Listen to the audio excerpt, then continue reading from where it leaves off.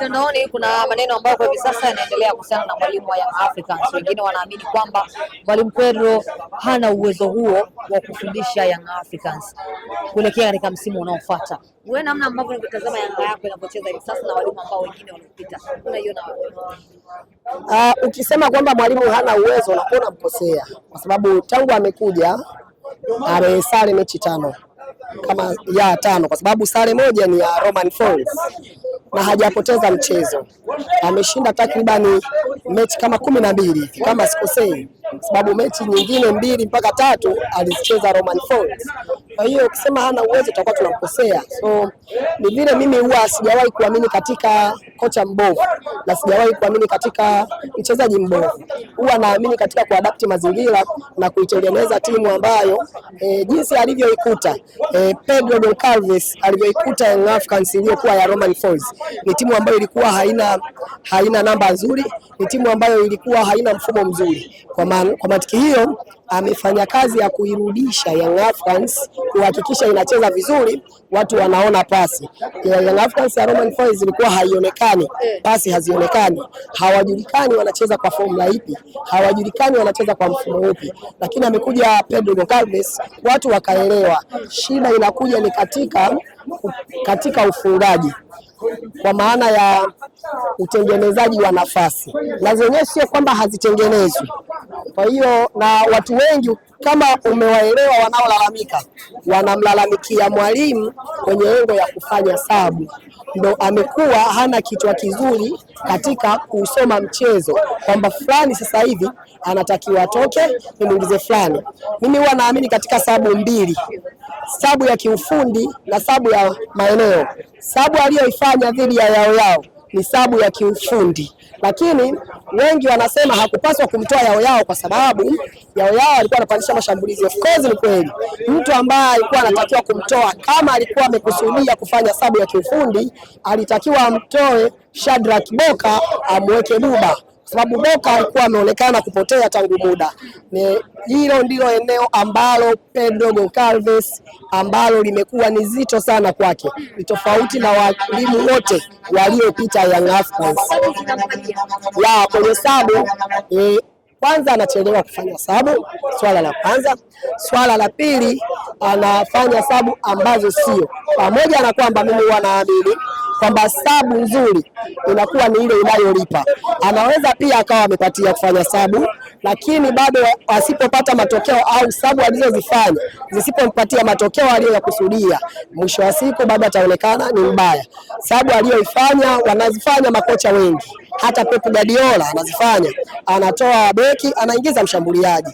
Lakini sasa unatakiwa uangalie beki huyo mnaenda kumtoa, yeye ndiye aliyekuwa amepwaya kwenye hilo eneo, unagundua hapana au ndio. Kwa hiyo kwa Pedro Goncalves, kitu wanachokilalamikia mpaka sasa hivi mashabiki wengi wa Young Africans, hasa walipokwazika, ni kufanya sabu ya Yao na kumuingiza Buba. Kumuingiza Buba sio kosa, kosa ni yule uliyemtoa.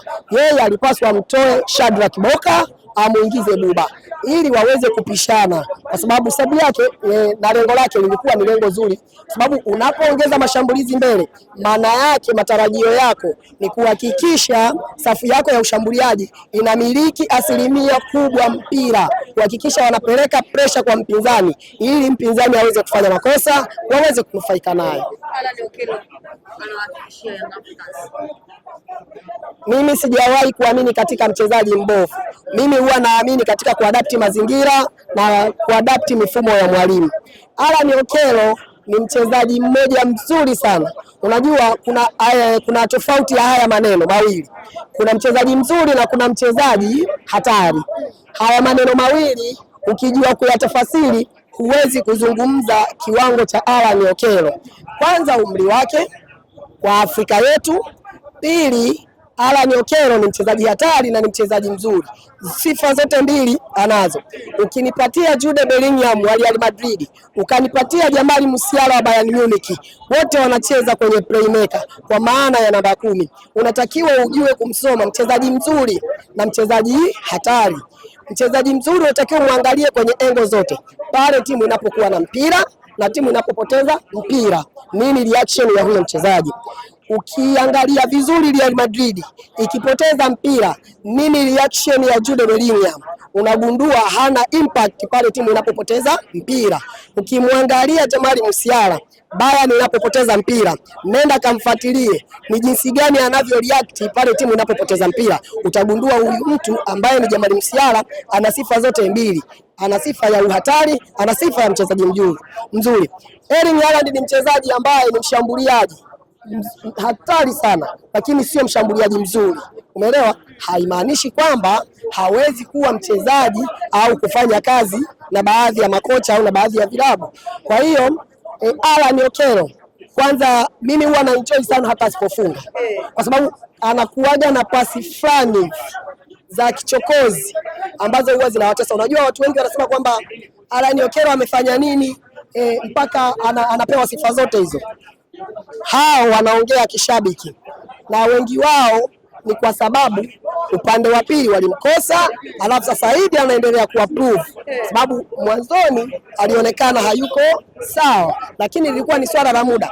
Kati ya Cristiano Ronaldo na Lionel Messi, tunao ni wachezaji wawili, mmoja anatumia uwezo wake kwa maana ya talent football, na mwingine mpaka kuna juhudi zinatakiwa azifanye ndo aweze kufanya vizuri.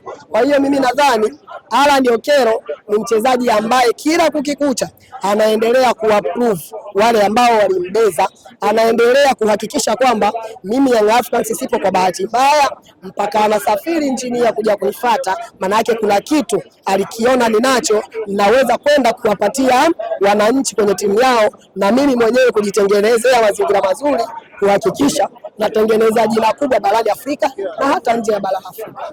Eliza, watani zako wajaji